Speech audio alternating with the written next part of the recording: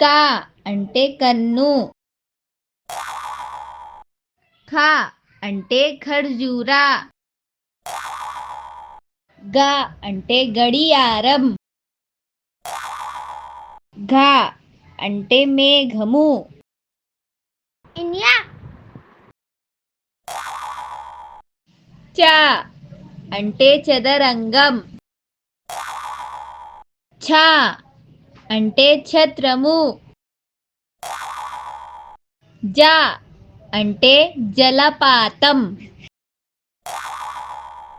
ఝ అంటే ఝషము. ఇని.